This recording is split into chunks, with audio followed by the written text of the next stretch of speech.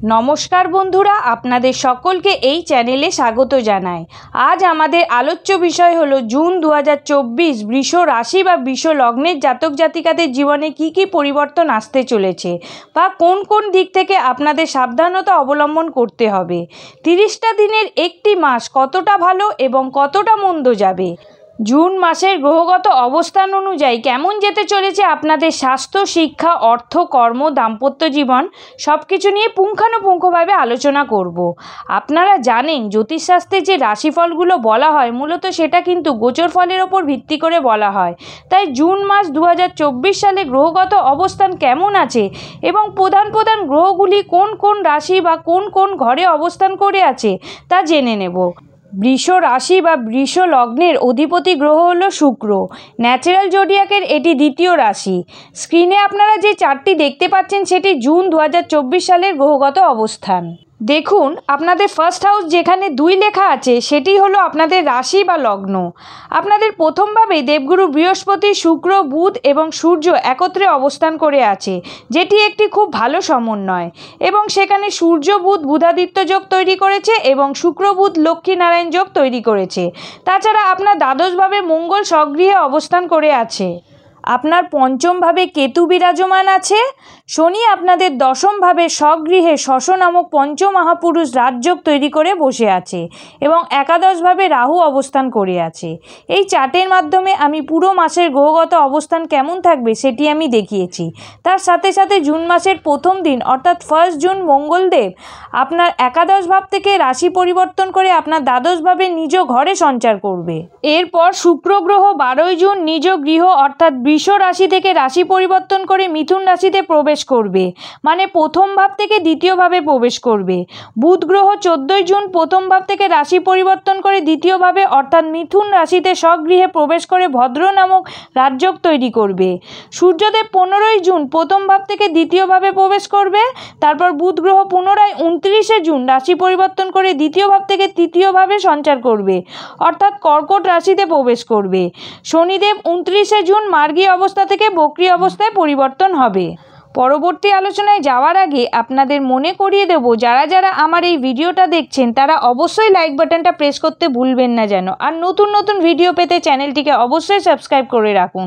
Subscribe করে all notification বাটনটা press করুন যাতে সবার আগে আপনার কাছে নতুন ভিডিওটি পৌঁছে যেতে পারে। তাহলে মূল আলোচনায় আসা যাক। সর্বপ্রথম বলবো আপনাদের স্বাস্থ্য কেমন যাবে। এই সময় স্বাস্থ্যের দিক থেকে একটু সাবধানতা অবলম্বন করে চলতে হবে। এই সময় যাদের সুগারের সমস্যা আছে তারা একটু সাবধানে থাকবেন।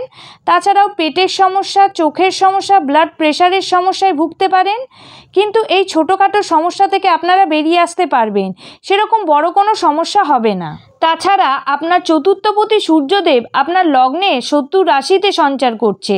এই সময় যারা হার্টের সমস্যায় ভুগছেন বা যাদের লাং ইনফেকশনের সমস্যা, চেস্ট ইনফেকশনের সমস্যায় ভুগছেন তাদের এই সময় সমস্যাগুলি আপস অ্যান্ড ডাউন হতে পারে। এই সময় স্ট্রেস নেবেন না, প্রাণায়াম করতে হবে, এতে আপনার লাংস মজবুত হবে। এই সময় খাওয়া দাওয়ার প্রতি নজর দিতে হবে।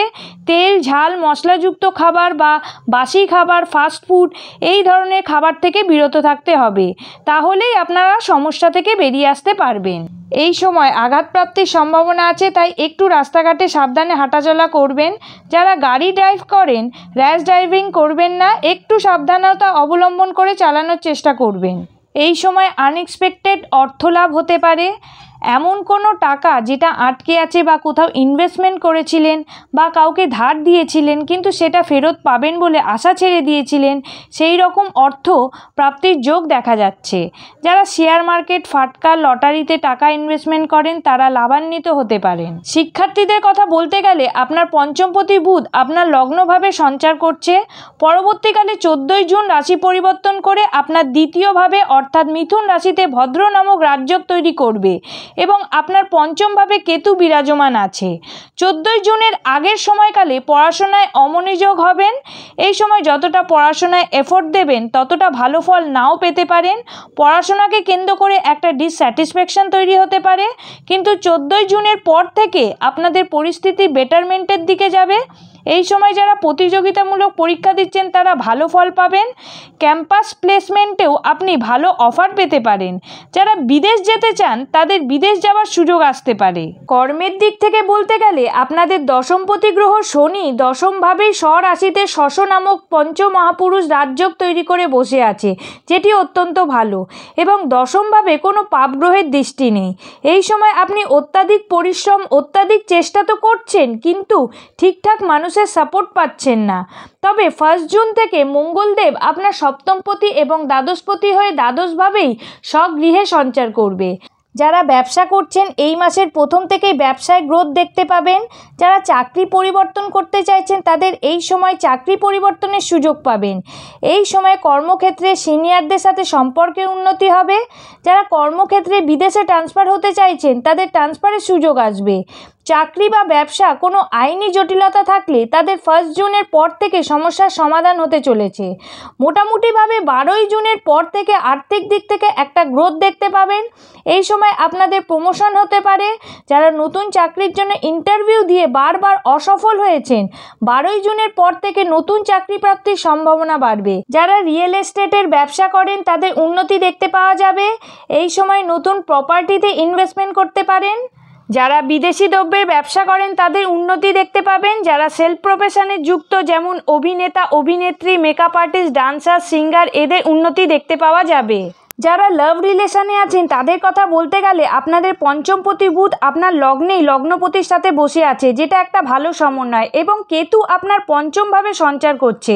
এই সময় আপনাদের সম্পর্কের মধ্যে কিছুটা হলেও ডিট্যাচমেন্ট দেখতে পাওয়া যাবে। আপনি হয়তো অনেক চেষ্টা করছেন কিন্তু আপনাদের মধ্যে স্ট্রং বন্ডিংয়ের অভাব দেখতে পাওয়া যাবে। যদিও আপনি পুরোপুরিভাবে চেষ্টা করবেন আপনার পার্টনারের সাথে সম্পর্ক যেন ভালো থাকে, কিন্তু কোথাও না কোথাও একটা স্যাটিসফ্যাকশনের অভাব থাকবে, কারণ কেতু যেভাবে বসে সেইভাবে রেজাল্ট কমিয়ে দেয়, যার ফলে একটা সন্তুষ্টির অভাব দেখতে পাওয়া যায়। কিন্তু বুধ 14ই জুন রাশি পরিবর্তন করে আপনার প্রথম ভাব থেকে দ্বিতীয় ভাবে সঞ্চার করবে এবং সেখানে ভদ্র নামক রাজযোগ তৈরি করবে। তখন আপনার সম্পর্কের মধ্যে যে একটা দূরত্ব সৃষ্টি হয়েছিল সেটি মিটতে দেখা যাবে। আপনাদের একে অপরের মধ্যে যে ভুল বোঝাবুঝিগুলি বেড়ে গিয়েছিল সেগুলি মিটে যাবে। আপনাদের সম্পর্কের মধ্যে উন্নতি দেখতে পাওয়া যাবে। সন্তানের কথা বলতে গেলে যারা সন্তানকে নিয়ে এতদিন ধরে যে সমস্যায় ভুগছিলেন বা সন্তানের সাথে একটা দূরত্ব সৃষ্টি হয়েছিল সেটি ঠিক হতে দেখা যাবে। যারা সন্তান প্রাপ্তির জন্য চেষ্টা করছেন তাদের সন্তান প্রাপ্তির যোগ আছে।